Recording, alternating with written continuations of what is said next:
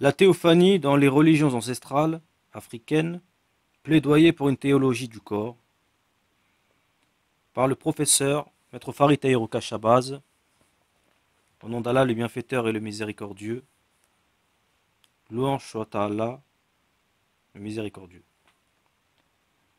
Pour qui est coutumier du milieu des intellectuels africains investis dans la Renaissance africaine, la question religieuse se présente comme le cœur de la pensée de la doctrine du renouveau panafricain, alors que dans d'autres aires géographiques, l'on professe la mort de Dieu, sa prétendue inexistence, son absence ou au mieux son innullité, ouvrant par là la porte à des lois iniques, antidivines comme la légalisation du mariage homosexuel.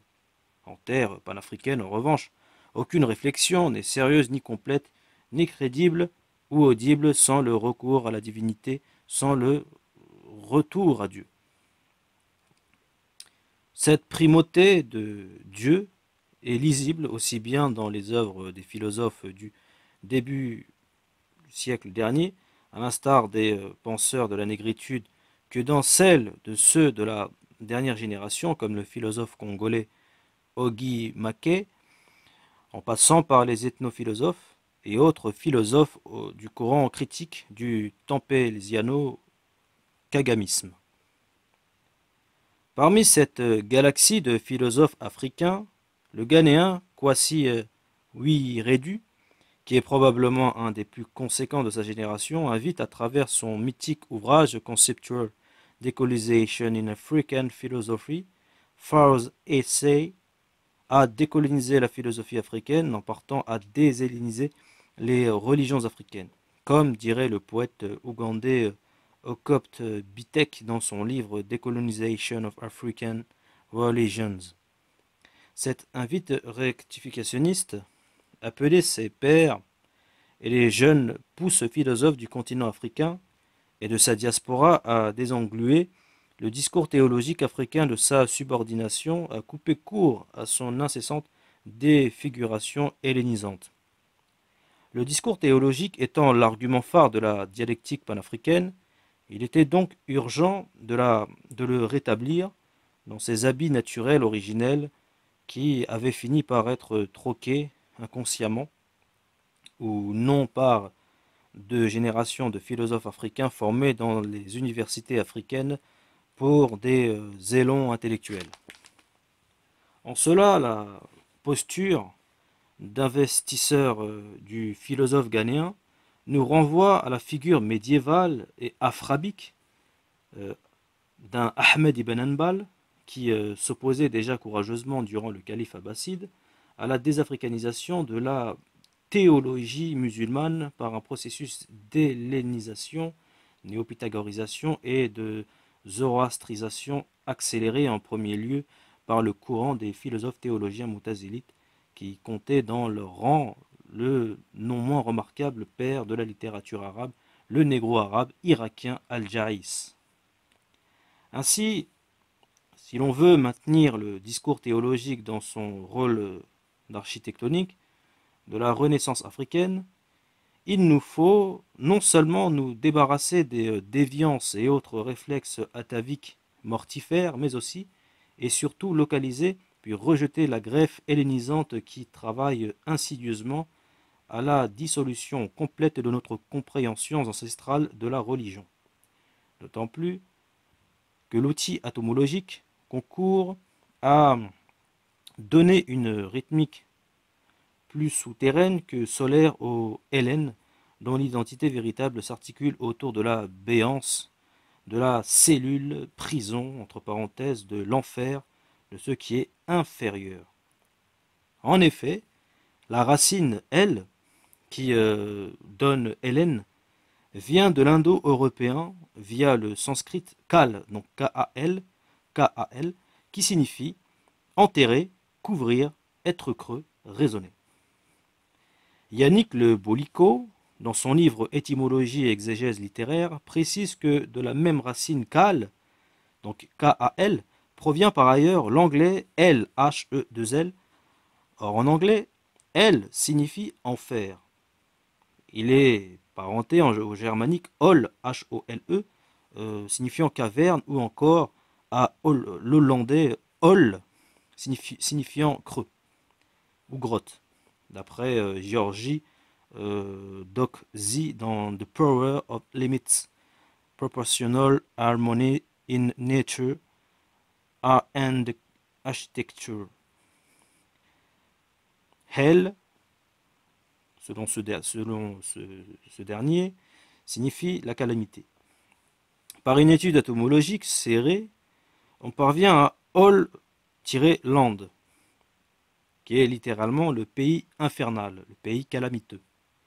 L'enfer, et non le Pays-Bas comme officiellement connu, d'ailleurs l'autre nom par lesquels l'on appelle ce pays, à savoir Nether-Land, est explicite et conforme à notre lecture puisque c'est précisément le pays du néant.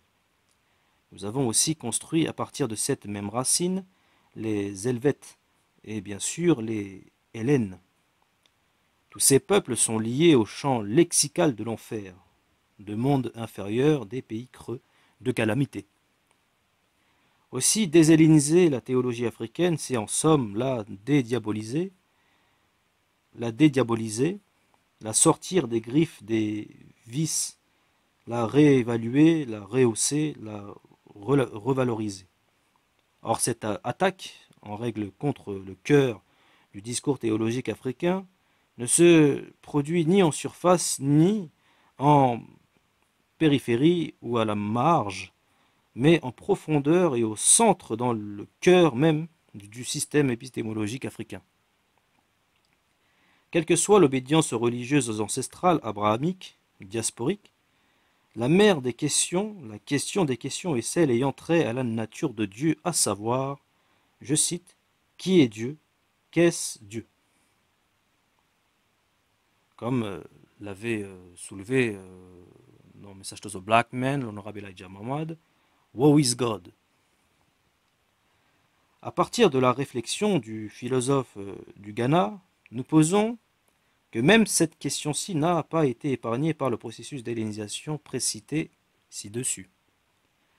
S'il est vrai que les discours sur l'essence, la quiddité, la fitra en arabe dans la dialectique coranique, le net dans le Medunetcher, ou encore le NTU dans la dialectique des langues bantoues, de dieux brillant par leur incomplétude génétique, quand ils ne sont pas tout simplement faux, ceux sur sa manifestation ne sont pas frappés du même sceau d'inaccessibilité ontologique, nous disent les textes sacrés. La théophanie, aux manifestations physiques de Dieu dans sa création, puisque c'est de ça dont il s'agit, innerve la théologie africaine depuis les temps préhistoriques jusqu'à aujourd'hui. C'est que cette redoutable et redoutée question induit des conséquences bouleversantes dans tous les domaines de la société sans n'en oublier aucun, au point même de faire dire que la richesse d'une civilisation se mesurait à l'aune de la réponse apportée à cette interrogation sévère. Cette analyse est d'ailleurs partagée par Joseph Masson dans son livre « Père de nos pères ». Je cite, « Les théophanies réservent à qui les accueille comme il le faut, tant de richesses qu'aucune religion n'a pu les refuser sans s'appauvrir. En fait, toutes les religions y recourent encore avec une lucidité inégale. » Fin de citation.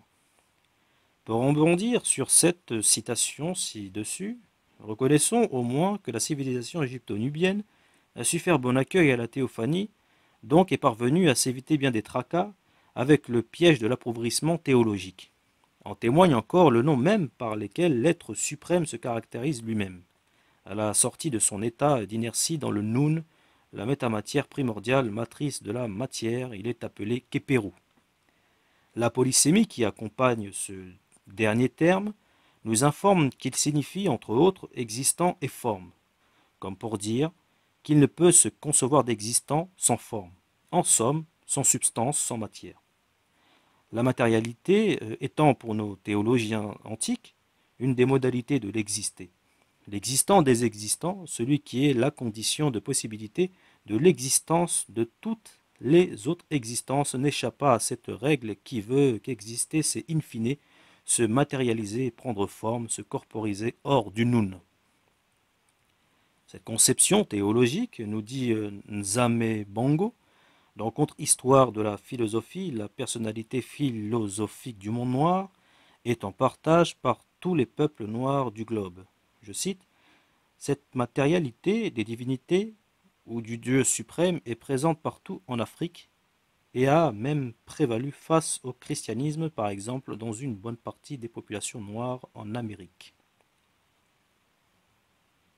Mais soulignons que la matérialisation de la divinité n'est pas quelconque, celle-ci ne s'effectuant pas sous n'importe quelle forme. Bien que nous n'en donnerons les raisons que plus tard, nous pouvons néanmoins dire quelques mots liminaires sur cette forme particulière qu'adopte Dieu dans sa théophanie. Pour ce faire, référons-nous aux propos d'un gardien de la tradition à Gourmantché, au Niger, le chef traditionnel Tali Baré Konjoua, lors d'un discours solennel accompagné des théologiens traditionnels et tradipraticiens que sont Amina Soumana, Pali Panani Sana, Jim Pali entre parenthèses, Hamadou Oumarou Tonko, Myamba Yombo et Soumaïla Mardiawali. Cette déclaration, faite en présence de ces sommités religieuses traditionnalistes, a été recueillie par Joao Pedro Galano Alves dans Anthropologie et écosystème au Niger, humain, lien et esprit de la forêt dans la culture gourmandché. Voici ici un extrait que nous pouvons citer. Il y a un Dieu, je cite, créateur initial doué d'une personnalité, d'un nom propre sans pluriel et généralement anthropomorphique, quoique non humain, juge en autorité suprême du cosmos en tant qu'origine de toute force et référence ultime de l'éthique. Fin de citation. Cette affirmation sur la forme divine que l'humanité aurait héritée se trouve à l'identique dans la tradition théologique des peuples les plus anciens en Afrique, à savoir les Pygmées d'Afrique centrale, les Khoisan d'Afrique australe. C'est ce que l'on peut lire dans le périodique Année sociologique, chez les, je cite, Négritos de Malacca, chez les Bochimans, chez les Pygmées africains, le grand Dieu serait conçu sous forme anthropomorphique. Fin de citation. Ainsi en est-il de Doui, Dieu suprême chez les habitants du désert de Nanib et du Kalahari. L'affirmation de l'anthropomorphisme est également validée par Achasium, donc H-A-C-H-A-C-Y-U-M, Dieu suprême dans la théologie antique maya. C'est donc une constante chez toutes les populations noires autochtones d'Asie, comme les Négritos, des Amériques, comme les Mayas, ou encore d'Afrique, comme les Khoisan et les Pygmées.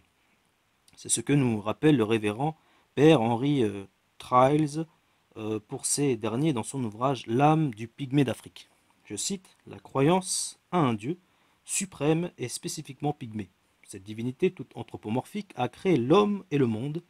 Elle habite au ciel et on l'invoque du nom de Père. Fin de citation. Il s'agit bien d'une théologie africaine autochtone, non enseignée par un peuple étranger aux Pygmées d'Afrique.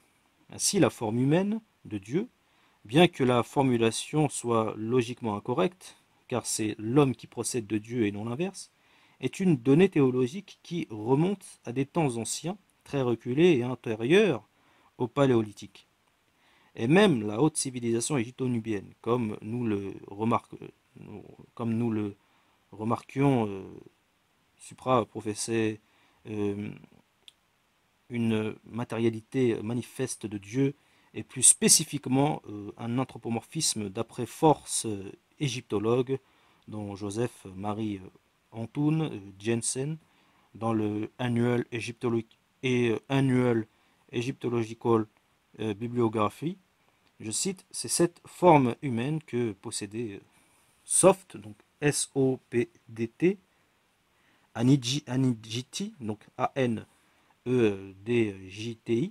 le dieu d'Héliopolis, Min, donc M-I-N, Honoris, donc N-O-N-O-U-R-I-S, et Ptah, donc P-A, donc P-T-A-H, comme leur centre de culte se trouvait à l'est du Nil.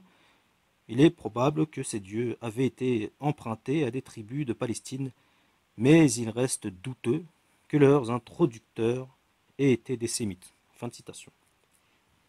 Les représentations et descriptions physiques des Nétéros et du dieu suprême dans la vallée du Nil, qu'ils soient appelés Ptah, Min, Khnum, Ra, etc., contrairement à ceux qu'avancent les égyptologues ignorants de la théologie africaine ancestrale comme celle des Akkad Afrique centrale, ne relèvent pas du symbolisme mais de la réalité tangible, palpable.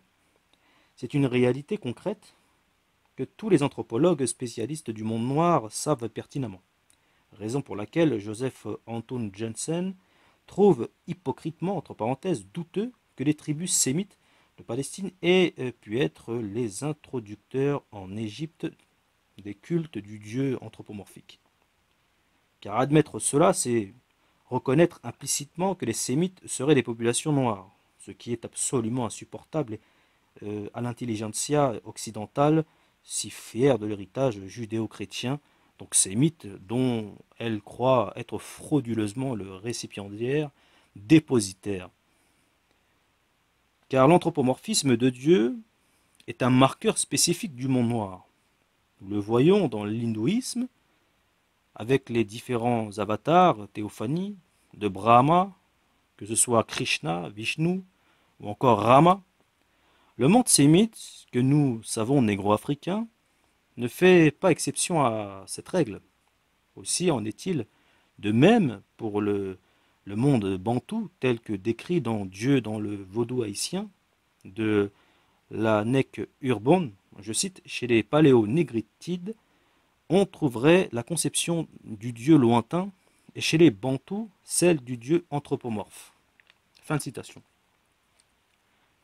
En Afrique de l'Ouest, la tradition Yoruba, avec l'être suprême, Olodumare, consacre l'anthropomorphisme comme vision indépassable, nous enseigne Claude Assaba dans son étude Vivre et savoir en Afrique, essai sur l'éducation orale en Yoruba, je cite, ces traits de leur perception du monde consacrent l'anthropomorphisme et le géocentrisme. Ces deux caractères nous renseignent sur la place que les Yoruba accordent à l'homme. Fin de citation. Une fois que les populations blanches ont été judaïsées, khazars, blancs, du Caucase, entre parenthèses, évangélisées, Europe occidentale et centrale, islamisées, iraniens, turcs, européens méridionaux, elles ont toutes, sans exception aucune, cherché dans un deuxième temps à désafricaniser à tout prix ces religions révélées au monde négro-sémite pour plus les conformer à leurs modalités de penser et de vivre. Leur modus operandi, consistant à nier systématiquement par tous les moyens possibles, inimaginables, violence, raillerie, censure, inquisition, exil, autodafé, etc., le caractère manifestement anthropomorphique de Dieu. La revue périodique, annale de philosophie chrétienne, dirigée par Emma Bonetti, éminent membre de la Société asiatique de Paris au XIXe siècle, nous donne un bref aperçu de la vision sur l'anthropomorphisme dans ces différentes sociétés indo-européennes, fraîchement judaïsées, christianisées, islamisées. Je cite, « À mesure que la société marche, que les idées s'étendent, cette tendance à l'anthropomorphisme diminue. » Fin de citation. Si l'on prend le cas du christianisme, qui, pourtant, pose sans contestation possible et de façon doctrinale la divinité de Jésus-Christ, l'on constate que la dématérialisation de Dieu, pour en faire une entité exclusivement spectrale, sans substance immatérielle, avait commencé dès les premiers siècles qui ont suivi l'évangélisation de l'Empire romain par les premiers martyrs, à savoir les nègre judéo-chrétien du bassin méditerranéen. Parmi ces falsificateurs figure en bonne place Marcion, dont la théologie a été combattue par l'apologiste chrétien négro-nord-africain Tertullien. Nous avons un témoignage dans la Revue catholique, recueil religieux, philosophique, scientifique, historique et littéraire, volume 27. Je cite, Tertullien montre que le Dieu des chrétiens, celui que Marcion appelait le Dieu invisible, est caché, n'est autre que le Dieu même des Juifs, le créateur du monde, qui s'est manifesté dès l'origine par ce merveilleux ouvrage de la sagesse et de sa puissance. Mais en combattant le Dieu idéal et abstrait que Marcion opposait au Créateur, le bouillant controversiste paraît se jeter dans un autre extrême et ne reconnaître de Dieu réel qu'un Dieu corporel. Il semble soutenir qu'il n'y a d'autre réalité que le corps et que Dieu, s'il n'est un être substantiel et vivant, doit être corps, quoique d'une nature infiniment supérieure au corps que nous connaissons ici. Ici se présente la question discutée parmi les critiques de l'anthropomorphisme de Tertullien. Fin de citation. Cette nature clairement anthropomorphiste du christianisme primitif, nous dit le révérend père de Fresnes, n'a rien d'exceptionnel pour les hommes et les femmes de l'Orient antique, dans la mesure où cette conception était partagée par tous, au point qu'ils puissent affirmer ceci, je cite, « Dans l'Ancien Orient, il n'y avait rien d'extraordinaire à ce que quelqu'un s'appelât le Fils de Dieu. » Fin de citation. En effet, dans la littérature de laquelle le pharaon de Kémet, Égypte antique, tirait sa légitimité, figurait en première place le titre de Sa-Ra, à savoir fils de Ra, donc fils de Dieu.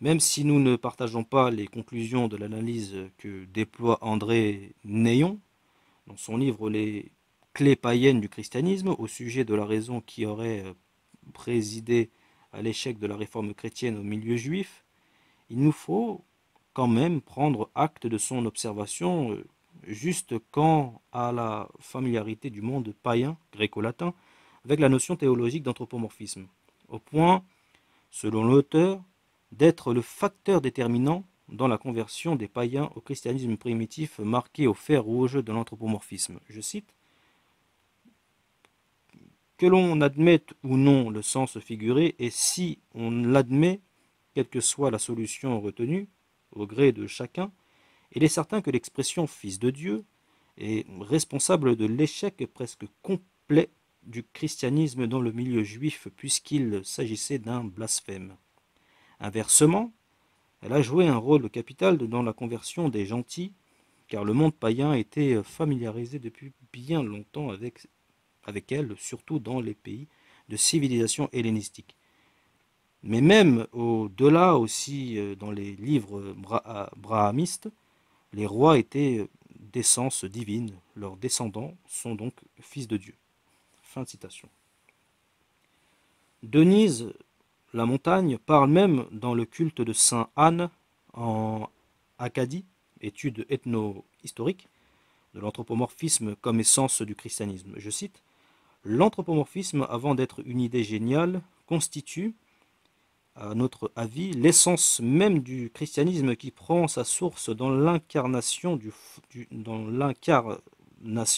fondateur de cette nouvelle religion issue du monothéisme juif. N'est-ce pas l'idée même d'incarnation d'un Dieu fait homme qui rendait l'anthropomorphisme inévitable dans la psyché des croyants ?» Fin de citation. La notion théologique d'un Dieu anthropomorphique est donc une donnée primaire et principielle dans le christianisme. Et comme nous le lisons plus haut, c'est à mesure que la société marche, que les idées s'étendent, cette tendance à l'anthropomorphisme diminue. Pour dire que la conception d'un Dieu chrétien, spectral, fantomatique, invisible, abstrait, est une construction intellectuelle tardive, fruit de la spéculation des populations païennes christianisées de l'Empire romain. Puisque les sources historiques concourt à dire que les premiers chrétiens, ces nègres du bassin méditerranéen, martyrs, harcelés, persécutés, torturés, traqués et envoyés comme chair à canon dans la fosse aux lions et autres arènes de gladiateurs de l'Empire romain, n'ont jamais professé rien d'autre qu'un Dieu incarné, un Dieu fait de chair et de sang, tout en étant l'omniscient et l'omnipotent. Le changement doctrinal opéré au sein du christianisme à la suite des différents conciles de l'Empire romain, comme ceux de Nicée ou de Chalcédoine, introduit quelque chose d'étranger aux premiers chrétiens. Cette spéculation romaine devenue croyance sera répétée ad nauseam jusqu'à aujourd'hui, afin de faire oublier l'enseignement premier. Nous le voyons sous la plume d'un Jean d'Aliénou, qui parle de Dieu, nous en dit ceci, je cite, « La première des choses que nous connaissons de Dieu, c'est qu'il n'est rien de ce que nous connaissons. » Fin de citation. Ainsi, la porte de l'anthropomorphisme est scellée dans la théologie chrétienne sous lecture et en prise occidentale.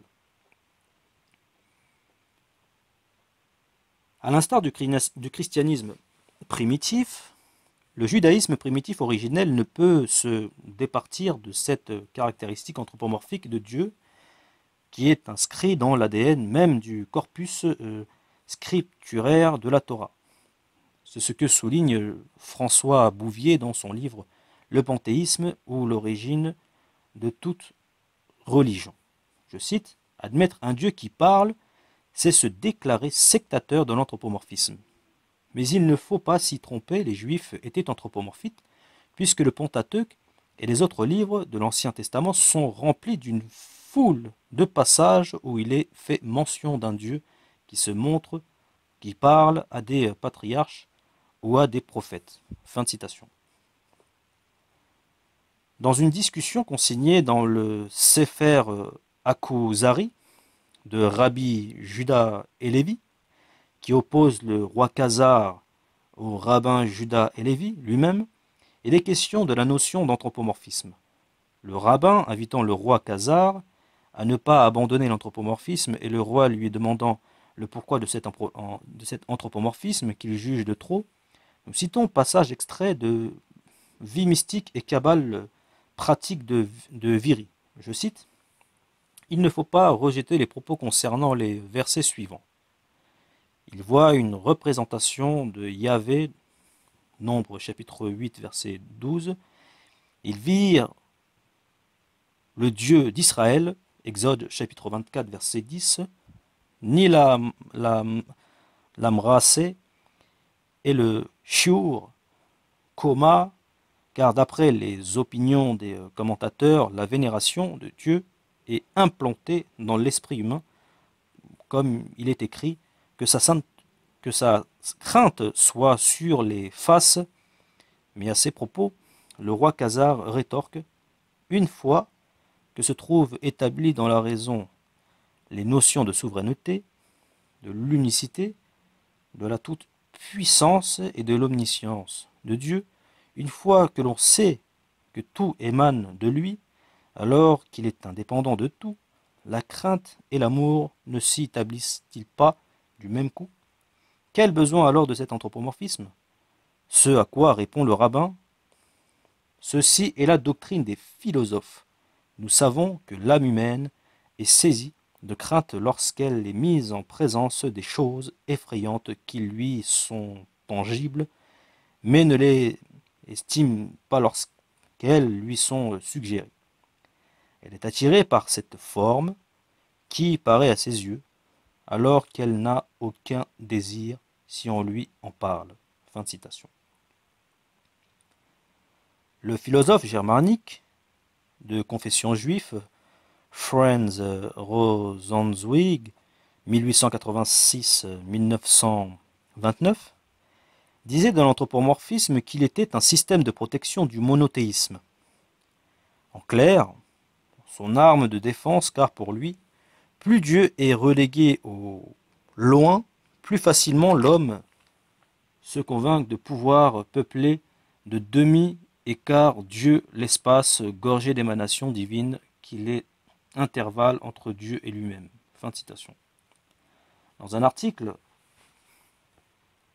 de l'Encyclopédia Judaica rédigé par Franz Rosenzweig, Mariam Bienenstock repère les 3 moments décisifs qui, selon Rosenzweig, auraient conduit le judaïsme primitif dont le Dieu est anthropomorphe au judaïsme contemporain et sa conception totalement abstraite. Citons quelques extraits de Cohen face à Rosenzweig, débat sur la pensée allemande de Mariam Bienenstock. Je cite, dans son propre essai, Rosenzweig traite ensuite du long combat entre l'anthropomorphisme qui avait masqué l'histoire religieuse juive, un combat qu'il connaissait bien, et dans lequel il distingue 3 étapes ou plutôt 3 épisodes, 3 actes. Le premier remonterait à l'époque de Philon d'Alexandrie, ce philosophe juif qui vécut à l'époque du Christ et qui, selon Rosenzweig, aurait seulement voulu entendre parler d'un logos, c'est-à-dire d'un Dieu spiritualisé. À l'époque, écrit Rosenzweig, le judaïsme prêchait le salut à partir des 2 extrêmes, Dieu esprit judéo-grec et Dieu homme judéo-chrétien. Mais ces 2 extrêmes, tant donc celui de Philon que celui du christianisme, devraient être critiqués. Le second épisode, le second acte du combat sur la question de l'anthropomorphisme, c'est celui qui se serait déroulé à l'époque de Maïmonide contre ce à quoi se réfère Rosenzweig, comme au grotesque égarement de la Kabbale des débuts, de celle qui parlait de dénoncer et étalonner figure de Dieu, et l'on notera avec intérêt que Rosenzweig ici se range plutôt du côté de Maïmonide. Pourtant, son approbation est nuancée. Ce qui ressort surtout de ces lignes, c'est que c'est plutôt ailleurs, non pas chez Maïmonide, mais dans la Kabbale à son apogée, mais dans sa phase tardive, qu'il faut chercher une réponse à la question de l'anthropomorphisme. Mais dans le texte de 1928, que nous examinons ici, Rosenzweig parle très peu du 3e acte dans le combat contre l'anthropomorphisme, et se contente de faire allusion tout au début du texte à l'un des adversaires de l'anthropomorphisme, l'adversaire qui correspondrait à son époque à la conception dominante, manifestement celle qui avait également régné parmi les éditeurs de l'Encyclopédia Judaica, celle à laquelle Rosenzweig s'oppose. Dans son article, il rapporte cette conception dominante à une théorie de la connaissance, une théorie selon laquelle la pensée seule, c'est-à-dire la raison et non les sens, pourrait atteindre Dieu dans sa nature spirituelle absolue. L'extrême opposé de ce dernier acte dans le combat autour de l'anthropomorphisme n'est même pas mentionné. Fin de citation. Cette longue citation nous donne à la fois une idée sur l'intensité des débats sur la question de l'anthropomorphisme au milieu juif et surtout l'ancienneté de cette question. Remarquons que le début de la remise en question de l'anthropomorphisme inhérent à la Torah commence, selon Rosenzweig, avec le contact avec le monde hellénique du temps du juif Philon d'Alexandrie et ceux de sa génération. À une autre échelle, nous pouvons dire que le combat du nord chrétien tertullien préfigure celui des négro-arabes actifs sous les califats des dynasties abbassides, almohades et ottomanes. L'islamisation de l'Afrique du Nord par les califats rachidoun, omeyyades, fatimides n'a pas ébranlé la consistance du caractère anthropomorphique de Dieu dans la conception des populations autochtones amazirs, et ce jusqu'à la dynastie des Almorabitoun, marabouts almoravides entre parenthèses. C'est uniquement à partir de la dynastie Al-Muwahidoun, donc Al-Muhad, porteuse d'une interprétation nouvelle de la révélation coranique, qui en vérité consistait à lire le Coran honoré à travers le prisme hellène, comme Marcion lisait également la Sainte Bible sous le prisme néo-pythagoricien, que l'islam en Afrique du Nord tourna le dos durablement, pour ne pas dire définitivement, à cette donnée anthropomorphique endogène. L'agent propagateur de cette épouvantable dévaluation théologique héritée du dogme moutazélite n'est autre qu'Ibn Toumer, l'inspirateur de la dynastie El-Mouahidoun. Mahfoud Kadash nous aide à y voir un peu plus clair sur la situation dans son livre L'Algérie médiévale. Je cite, Ibn Toumer affirme l'unicité de Dieu, le tawhid, et condamne l'anthropomorphisme, entre parenthèses Tajsim, qui prédominait chez les Almoravides. Fin de citation. La grande dynastie Almoravitone, qui étendit sa domination sur tout l'ouest du Maghreb, sur une grande partie de la péninsule ibérique, et sur la côte ouest africaine, depuis la Mauritanie jusqu'à la Sénégambie, restait théologiquement attachée à la tradition africaine de l'anthropomorphisme divin. Si bien que nous pouvons lire dans Histoire du Maroc l'exégèse de ces savants qui réservèrent une bonne fortune à cette notion. Je cite, toute expression du livre est prise au pied de la lettre, ce qui entraîne par exemple l'attribution à la divinité d'éléments corporels. C'est le Tajsim, l'anthropomorphisme.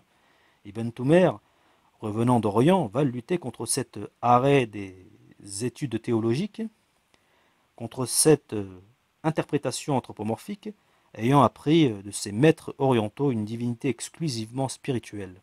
Fin de citation. À défaut de lutte intellectuelle selon l'éthique du débat formel, les Almohades vont s'attacher à détruire les Almoravides, non seulement politiquement, mais aussi religieusement et imposant par la violence verbale et physique leur nouvelle interprétation, héritée des Moutazilites de Bagdad au territoire du Maghreb, d'Ibérie et d'Afrique de l'Ouest. Pourtant, nous dit Charles-André Julien dans le livre Les Africains, Ibn Toumer ne pouvait en rien se prévaloir d'une formation religieuse supérieure, d'une compréhension supérieure aux savants al-Morabitoun qui justifia sa violence charge à leur égard. Je cite, par sa formation, Ibn Toumer n'est guère différent de ces braves fakirs almoravides qu'il va plus tard abreuver de mépris et vouer à l'enfer pour leur ignorance juridique et leur grossier anthropomorphisme Tajsim ou Tasbih. Fin de citation. Cette position anthropomorphisante, majoritaire chez les Almoravides comme chez les trois califats négro-arabes, Rachidoun, Omeyyades, Fatimides, se retrouve aussi chez le grand théologien musulman Ibn Taymiyyah, dont nous parle le géographe médiéval Ibn Battuta, en des termes accusatoires, voire acrimonieux. Je cite, Ibn Taymiyyah se rend coupable d'anthropomorphisme. Tajsim. Fin de citation. Antoine Isaac Sylvestre de Sacy, dans l'exposé de la religion des Druzes, tiré des livres religieux de cette secte, relève au IIIe siècle de l'Hégire la grande popularité et la vivacité de cette conception anthropomorphiste dans tout l'Orient, Syrie, ancien fief des Omeyyades, y compris avec un de ses grands maîtres en la personne de Muhammad ibn Kérami al-Sejestani. Je cite, naquit le système du Tajsim, c'est-à-dire qui attribue un corps à Dieu, directement opposé à celui des Motazal, et l'on vit paraître Mohammed ibn Mohammed, fils de Kéram, Abu Abdallah Sejestani, entre parenthèses, chef de la secte des Kérami, après l'an 200 de l'Hégire. Il soutint l'existence des attributs divins et poussa ce dogme jusqu'à pousser à Dieu un corps, jusqu'à donner à Dieu un corps, et une figure semblable au corps et à la figure des créatures. Il fit le pèlerinage à la Mecque, vint de là en Syrie, et étant mort à Zogan en 256, il fut enterré à Jérusalem. Il avait en ce pays 20 000 et plus de ces sectateurs qui vivaient dans la piété et dans l'austérité, sans compter ceux qu'il avait dans les régions plus orientales et dont le nombre ne pouvait se calculer. Il était imam des deux sectes des Chafis et des Ennafi. Il y eut dans l'Orient, entre les Kéramis et les Motazal, disputes, des querelles et des guerres en grand nombre et à diverses époques. Fin de citation. Cette opposition entre musulmans littéralistes, ici les kéramis entre parenthèses, et les musulmans hellénisants, ici les moutazélites, on le voit, ne s'est pas arrêté en de simples joutes oratoires, mais a généré, a dégénéré en conflit ouvert, voire en guerre dans tout le monde musulman. C'est ce que nous lisons dans le travail collectif Études de théologie et de philosophie arabo-islamique à l'époque où l'on apprend que l'opposition faisait également rage entre rabbanites et karaïtes. Je cite, la question de l'anthropomorphisme a été également discutée entre rabbinites et les karaïtes. Ces derniers reprochent à leurs adversaires le tazshim grossier de certains textes. Fin de citation.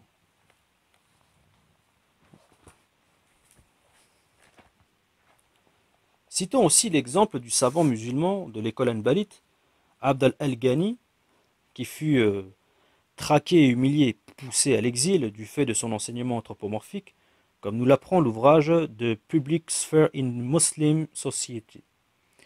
Je cite, le provoquant savant hanbalite, Abd al-Ghani al-Maqdisi, peut être placé à l'autre bout du spectre des intellectuels musulmans. En 594, l'Hégire,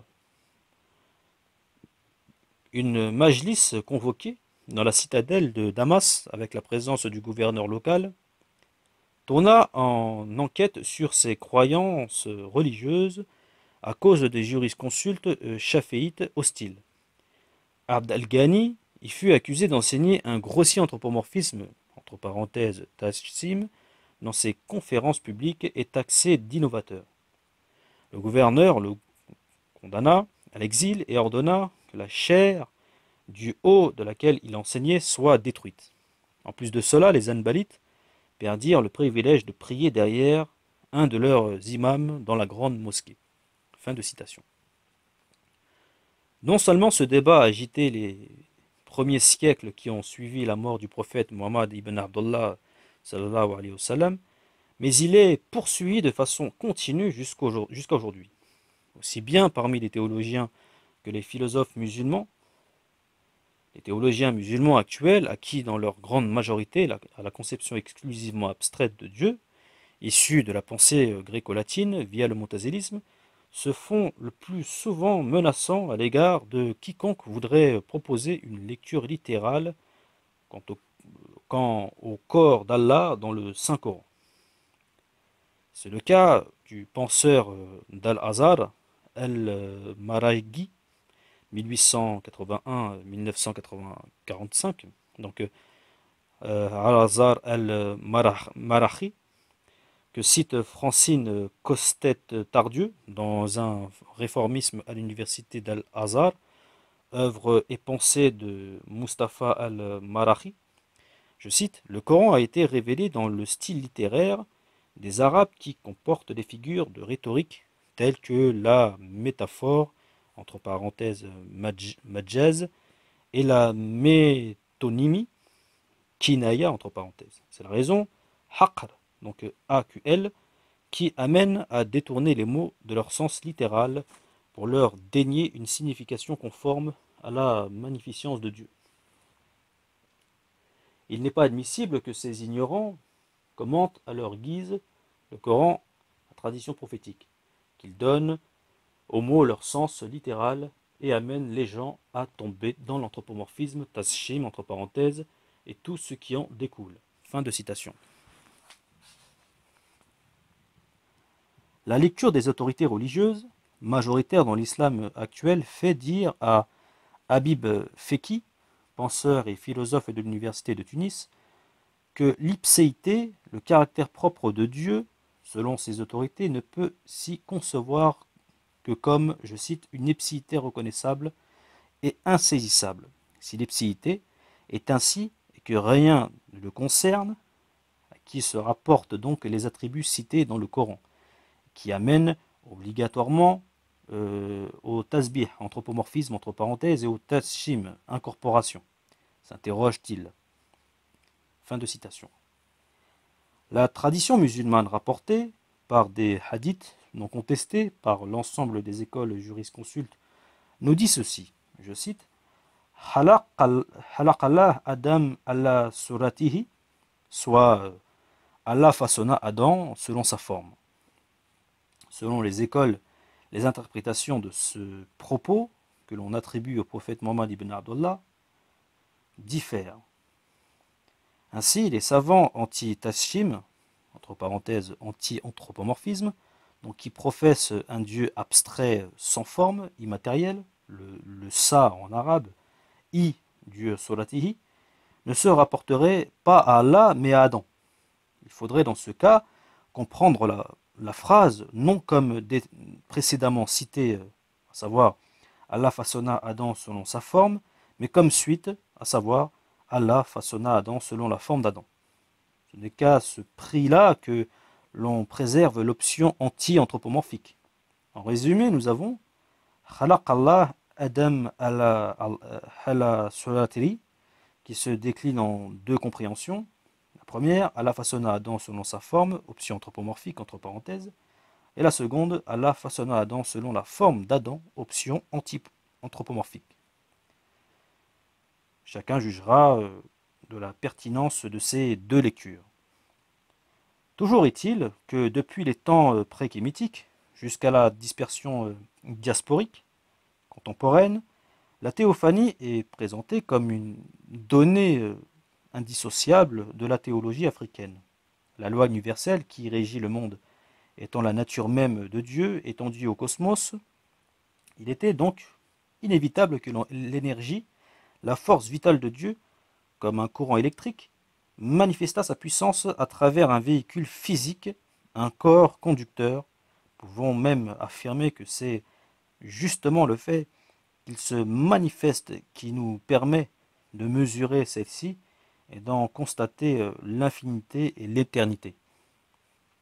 Par exemple, comment savoir qu'un courant électrique est fini s'il ne se manifeste pas concrètement dans un conducteur physique? Il faut comprendre que la matérialisation n'est en rien un frein à l'infinité de la puissance et de l'énergie. La petitesse de l'atome, d'uranium ou de plutonium n'empêche rien, la puissance quasi infinie continue dans ces particules atomiques. À plus forte raison, dans un corps humain, et l'erreur souvent commise est de penser que ce qui ne se manifeste pas, ce qui n'existe pas, puisse être frappé du sceau de l'éternité ou de l'infinité.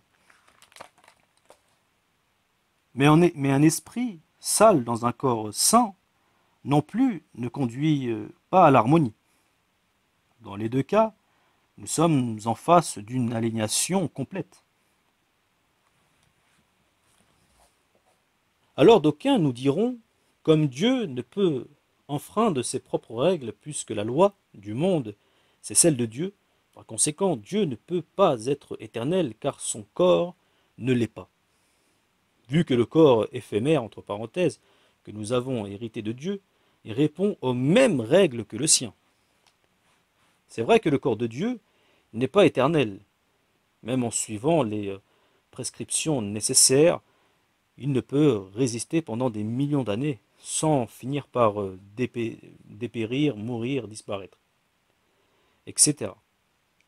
C'est pour cela que les textes sacrés nous parlent de cycles pendant lesquels le Dieu vivant manifesté gouverne le monde.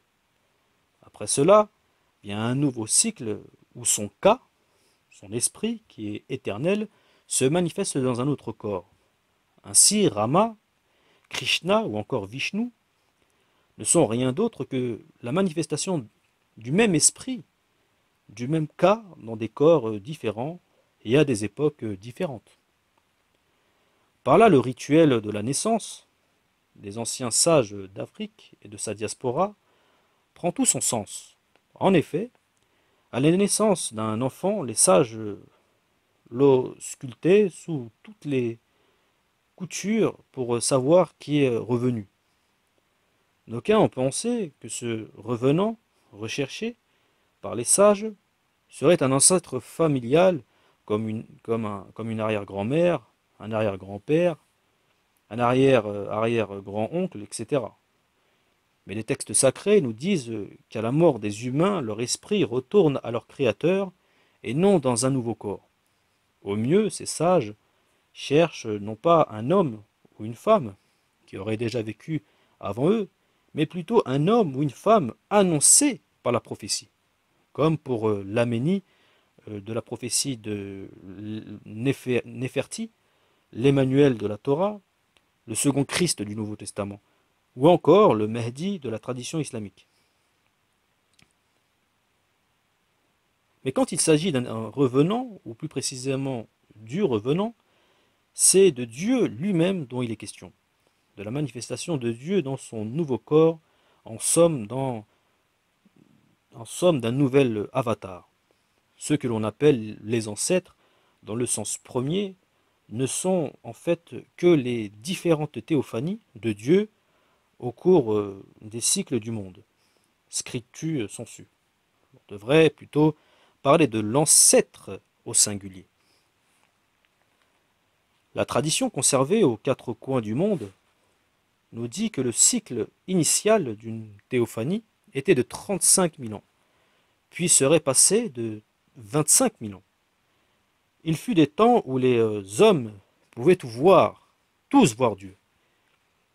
Et il fut des époques où ce dernier se retira pour ne se présenter qu'à des individus bien particuliers choisis par lui-même. C'est en raison de ce retrait de la vue des hommes qu'on l'appelle le caché, l'invisible, soit Amon dans le Médounéter ou encore El-Gaïb dans le Coran honoré. Non pas que les yeux ne puissent pas mécaniquement le voir, mais tout simplement pour dire que même s'il se présentait devant nous, nous ne saurions pas qui il est vraiment, ayant caché son identité véritable. Nous entendons déjà les objections justifiées par ailleurs de certains qui nous feraient remarquer que le Coran honoré, par exemple, nous dit en sa sourate 114 que Dieu n'a pas engendré et qu'il n'a pas été engendré. Non, ce qui se manifeste, non ce qui, se mani- ce qui ne se manifeste pas, ce qui n'existe pas ne peut être que nul, zéro, néant. L'éternité et l'infinité sont exclusivement des catégories du monde physique de la matérialité, de la réalité, et non de la vulgarité. On ne peut appliquer les qualités intrinsèques déterminées et d'infinité à ce qui est immatériel. Et cette doctrine, pour qui l'accepte, donne à remodeler la vision communément admise de Dieu de la religion. En effet, comme Dieu ne peut que se manifester, la forme qu'il s'est choisie, pour cela ne peut en aucun cas être fortuite. De la même manière qu'un courant électrique ne donne la pleine mesure de sa potentialité que dans le meilleur conducteur. Dieu, qui est à l'origine de cette loi, ne peut donner la pleine mesure de sa puissance que dans la meilleure des formes.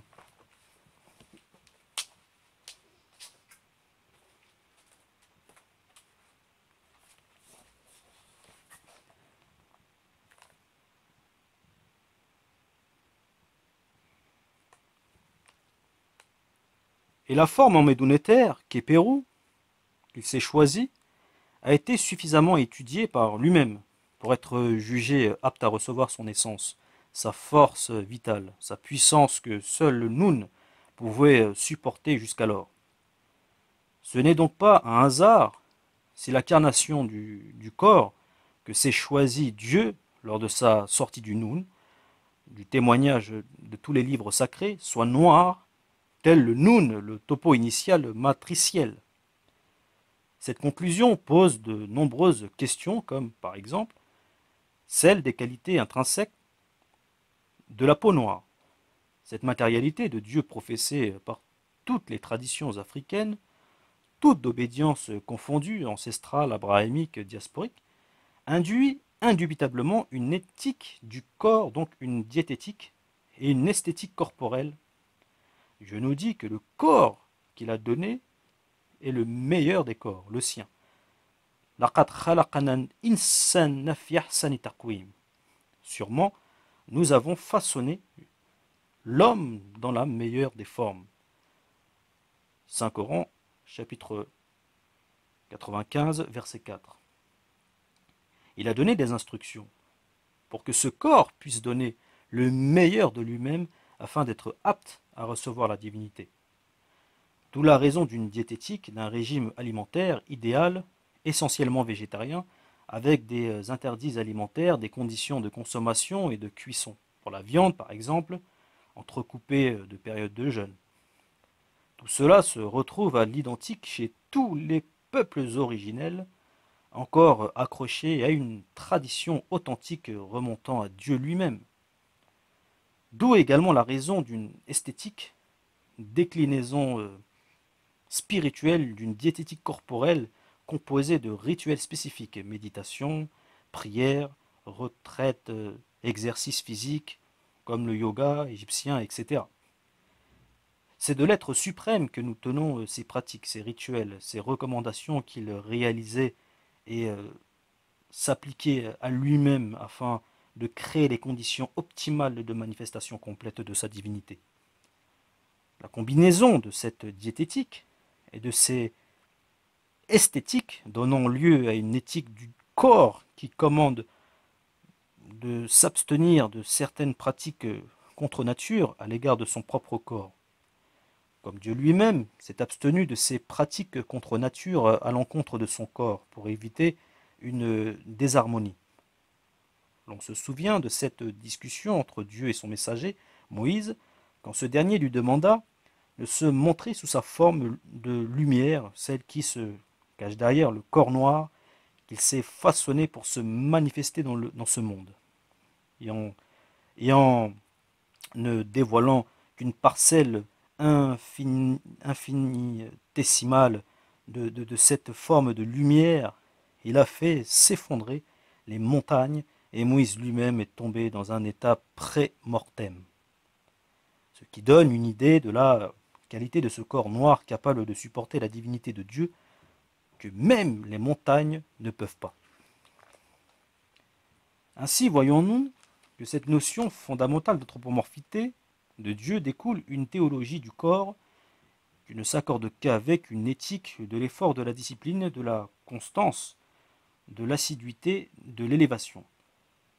Comme pour dire que la quintessence, le Saint Graal, ne s'obtient qu'au bout d'un long processus, qu'après avoir fourni de longs et gros efforts individuels.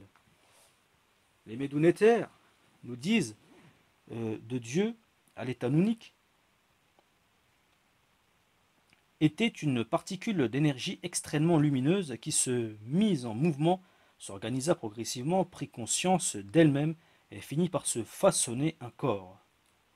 J'ai façonné mon corps, j'ai fait venir à l'existence mon corps grâce à mon Aku.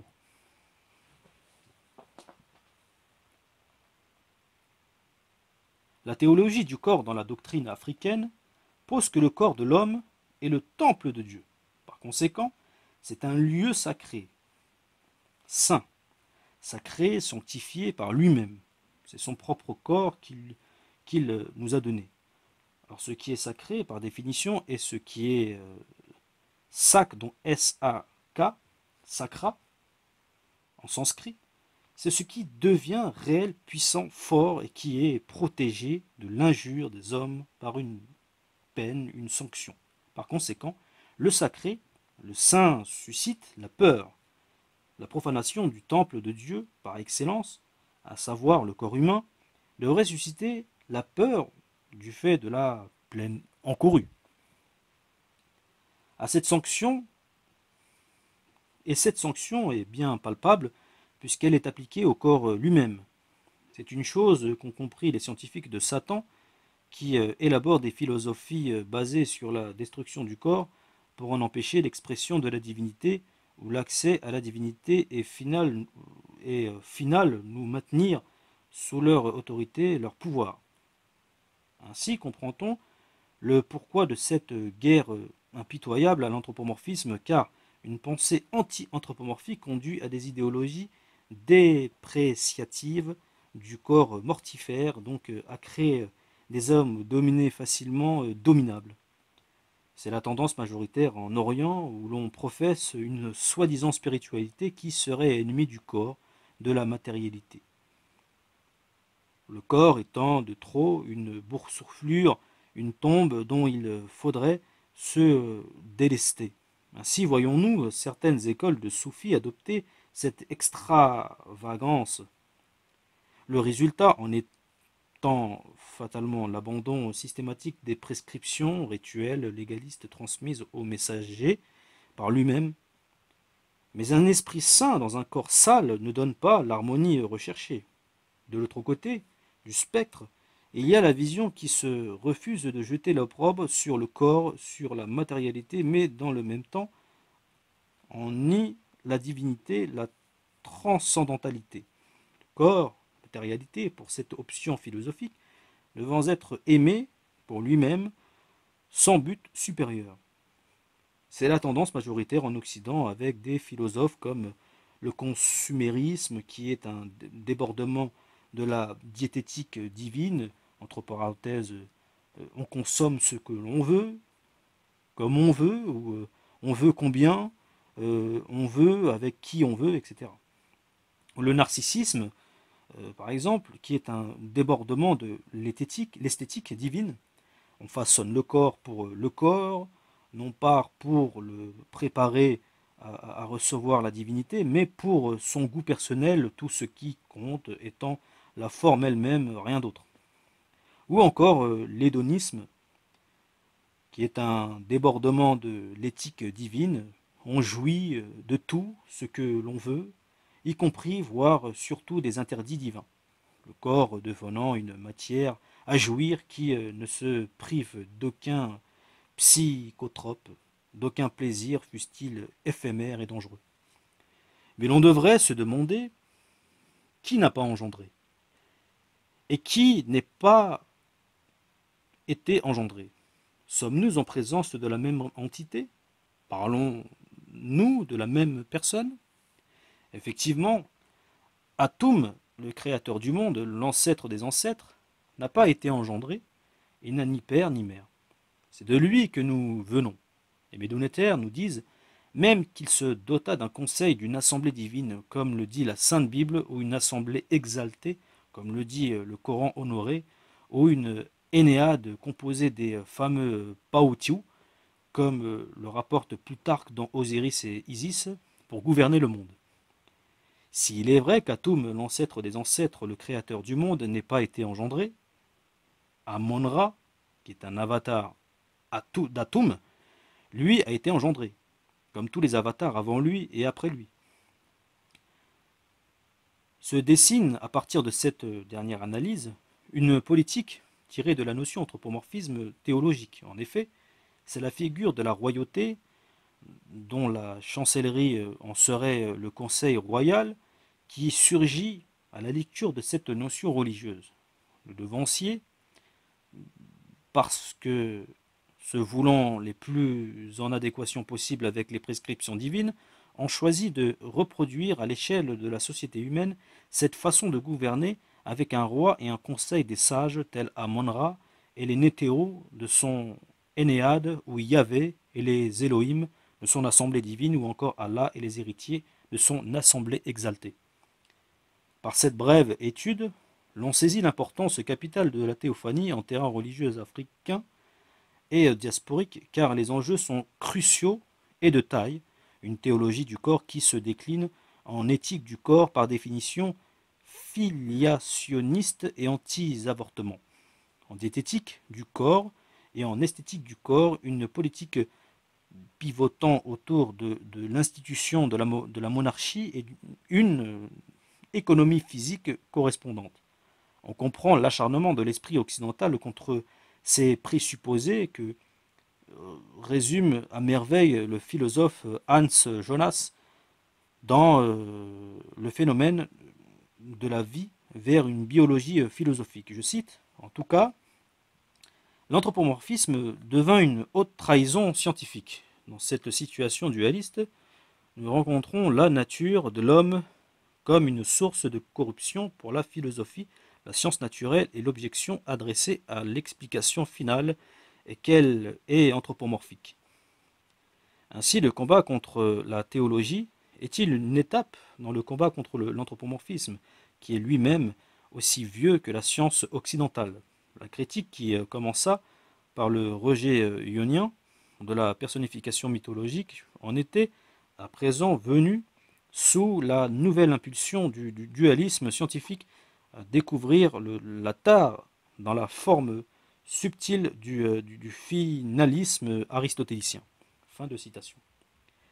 De l'époque ionienne, avec l'école des philosophes éléates, à aujourd'hui, avec les scientifiques post-positivistes, la lutte contre l'anthropomorphisme religieux s'est toujours écrite dans le cadre d'une attaque concertée contre un modèle de société qui fait la, la part belle au respect de la personne humaine, de la filiation et de la vie humaine posée comme sacrée depuis l'état fœtal jusqu'à la vieillesse.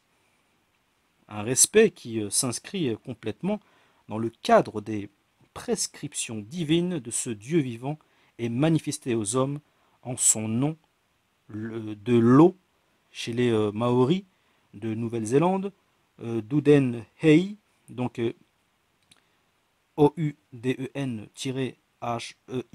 chez les Viti de Vanuatu, ou de Bumba chez les Bazongo d'Afrique centrale.